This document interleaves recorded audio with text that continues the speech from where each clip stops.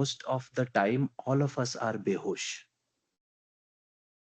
We are simply lost into thoughts and in relation to worldly life or perception, sense gratification. We are lost into it. But it does not mean that we cannot develop the capability to be more and more and more in hosh, in awareness.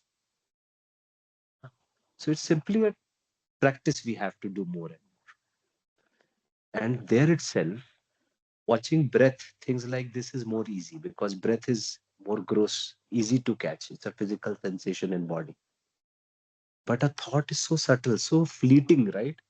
In microseconds, a thought comes and goes sometimes. So it requires a skill to be able to catch it. And it is understandable that it will not happen suddenly. But if we make up our resolve that I want to live more and more in awareness, होश में रहना है, then it starts to happen also. खुद होने लगेगा. It will be happening. You know? So now, right now in this session at least, when we are together in our sangha, satsanga, let's be all try to keep observing what's happening in our mind. Okay, keep watching it, and then it will develop with time. So now coming back to our questions, we see that I want harmony.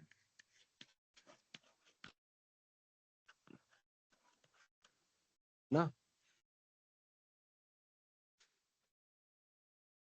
trust.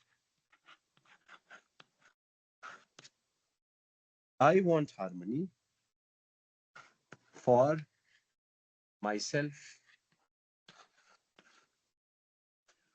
I want harmony for the other.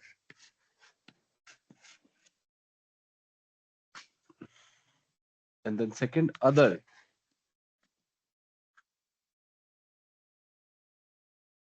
wants harmony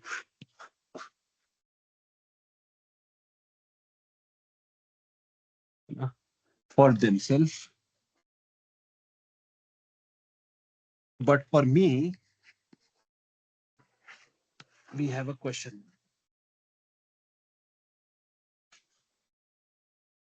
Now, when we say wants, we don't mean in a heat of the moment. We don't mean when he's emotionally swayed away.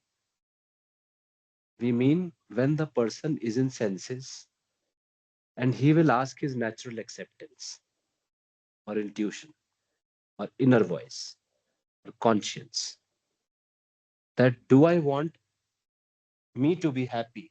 Like this is me, this is the other.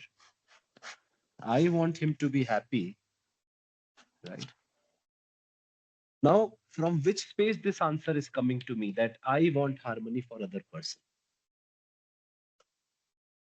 That space of natural acceptance, correct? Now, we have to find this space inside us. First step, locate this.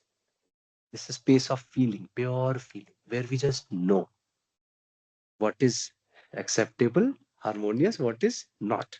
Okay, we just know it. Now, we have to ask that does the other person also, he also has the same space in him or not?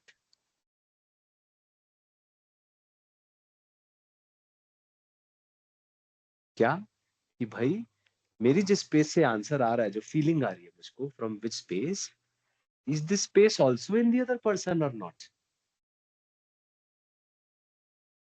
This is what we have to ask ourselves.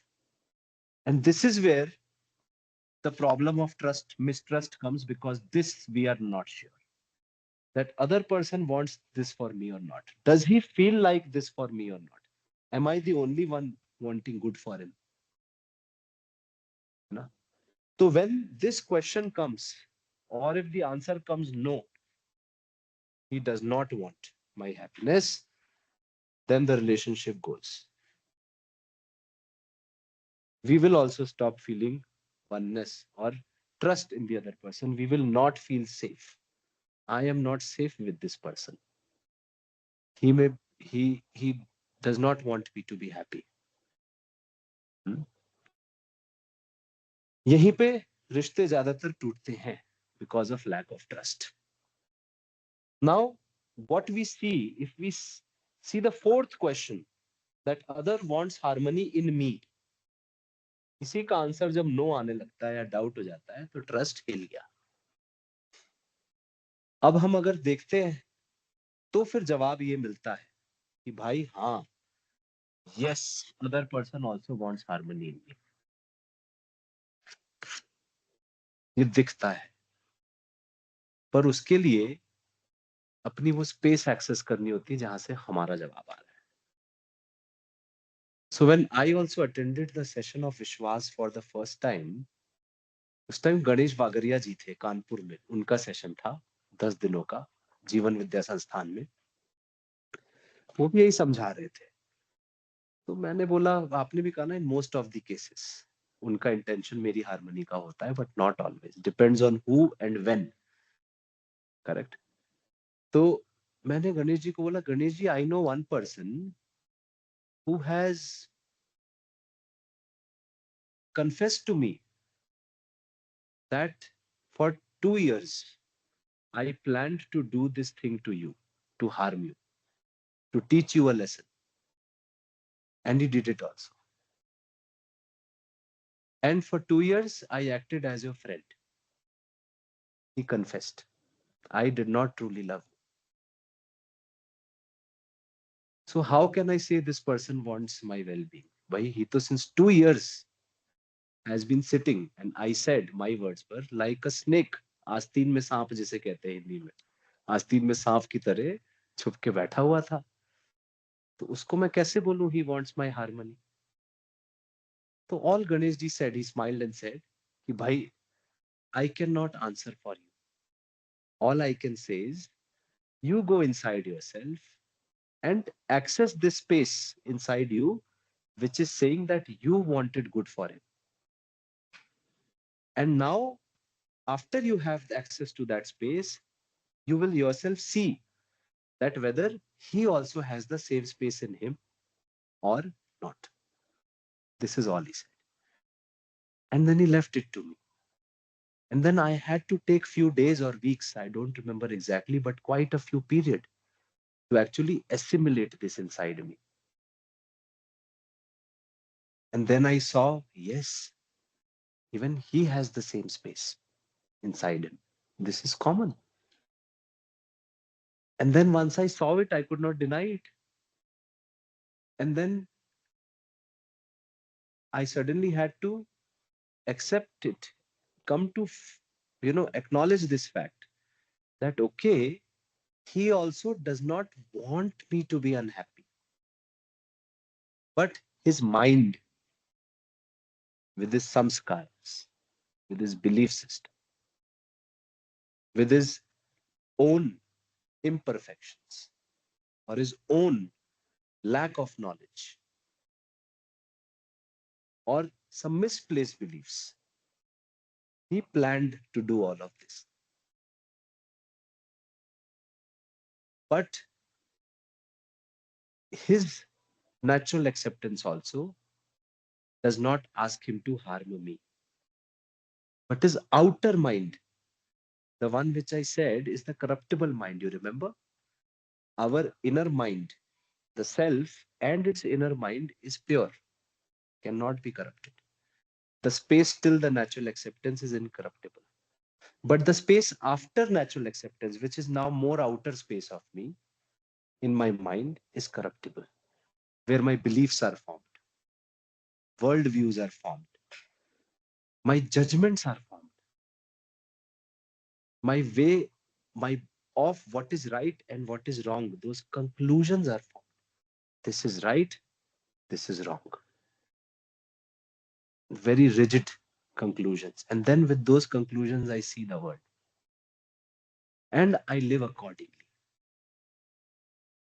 But all of that has got nothing to do with my intention. For example, a drug addict. He knows he has addiction and it's not good for him, naturally acceptable. Hmm? But he's also helpless in the addiction. Same way, we also know that what is not acceptable to us. We know that to make other person unhappy, to do harm them is not naturally acceptable. But it still happens. Why? Because simply we don't have enough maturity, enough competence, ability to behave according to my natural acceptance. That's the conflict every human being lives with. This is me, who I am, the self. But my mind, because I am behosh, this mind is autonomous, corruptible part of mind. And it has made certain judgments and conclusions about the other person and about how he can feel good. This mind can feel good, and which may even be to harm the other person. So he does it. But why? In hope that he will feel good after he harms you. In hope that he will find harmony, he does an act of disharmony to feel good himself.